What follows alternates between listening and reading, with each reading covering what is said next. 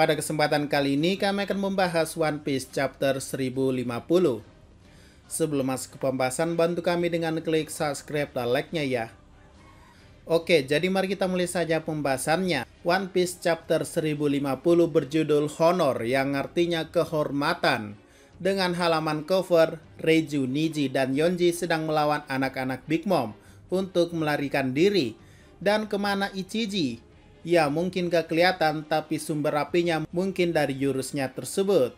Lanjut, chapter ini dibuka yang memperlihatkan Kaido dalam wujud naganya masih terjatuh usai ditinju oleh Luffy. Dan maaf ya soal kemarin, yaps itu Momo bukan Kaido, padahal udah ada warnanya. Tapi bisa-bisanya admin salah. Jadi lanjut saja, di sini Kaido dalam wujud naganya terjatuh bahkan sampai inti bumi. Dan wujudnya berubah kembali menjadi manusia normal. Dan berdasarkan peta geografi Wano, Kaido dan Big Mom membuat lubang masing-masing dan langsung terjun jauh ke bawah sampai ke inti bumi. Alias Kaido dan Big Mom sekarang berada di pemandian lava panas yang dimana ada gunung aktif di bawah air negeri Wano. Sementara itu Yamato dengan senyumannya berlari menghampiri Luffy yang jatuh dari langit dan menangkapnya. Ya, kotak dialog mengatakan bahwa pemenangnya dari pertarungan di atas atap telah dirubah, dan itu adalah Monkey D. Luffy.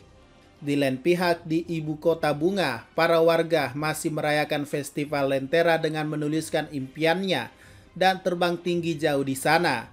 Dan festivalnya sudah mulai berakhir. Di sana ada Toko, anak dari Yasue, dan ia bersama dengan Tengusan. Di sana ada flashback yang mengatakan bahwa Otoko berbicara kepada Tengu jika ayahnya tahu mereka akan membunuhnya karena dia adalah sosok yang sangat penting. Tapi pada akhirnya dia tetap membiarkan dirinya tertangkap. Di mana memperlihatkan flashback saat terakhir Yasue sebelum akhirnya meninggal akibat kebiadaban Orochi. Menurut Tengusan, Yasue Dono menyerahkan nyawanya untuk memberikan negeri ini satu kesempatan terakhir. Jika dia tidak melakukan itu, api harapan yang dipercayakan kepada kita akan sirna saat itu juga. Dia mengorbankan dirinya demi masa depan. Dan terungkap juga flashback di mana Otoko memakan buah smile yang gagal di kota Ebisu. Mungkin saat itu Otoko kelaparan. Tapi kasih sayang orang tua kepada anaknya begitu besar, maka saat itu Yasue juga memakan buah smile gagal itu. Itulah mengapa Yasue yang begitu pintar pun akhirnya terungkap bahwa ia sengaja memakan buah dan tertawa seperti orang bodoh. Karena itu semua demi anaknya. Tengusan juga berkata pada Otoko di masa kini bahwa Yasue berharap suatu hari nanti kau akan bisa hidup bahagia. Mendengar hal tersebut, Otoko kemudian mencoret pesan yang ia tulis pada lenteranya.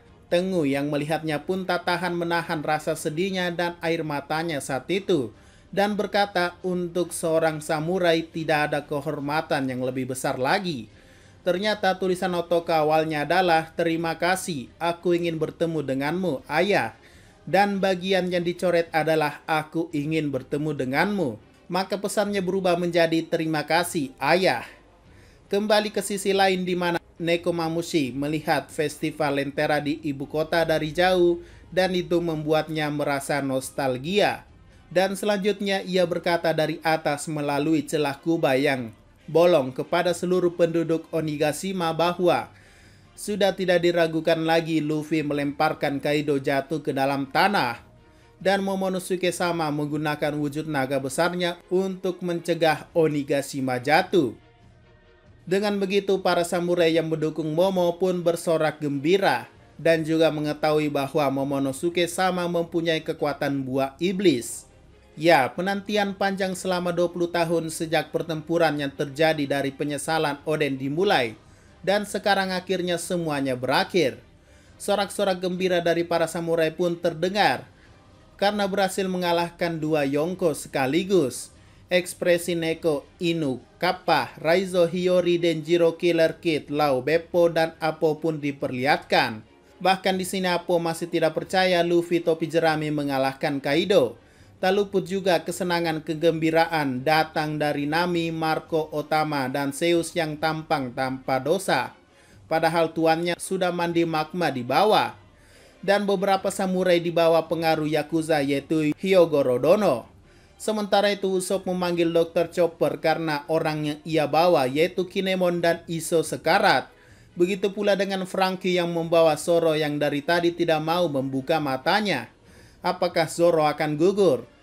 Kami harap tidak ya. Untungnya Chopper di cover Dr. Miyagi yang merupakan sesama dokter.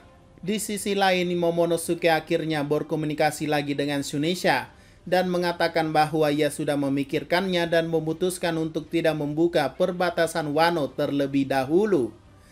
Nah, ini mungkin inside jokes yang kami dapatkan dalam panel ini, karena menurut kami, ya bagaimana mau perbatasan dibuka?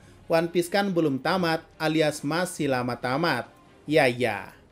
Dan Shueisha pun membalas, baiklah, aku akan mengikuti keinginanmu, aku percaya pada keputusanmu.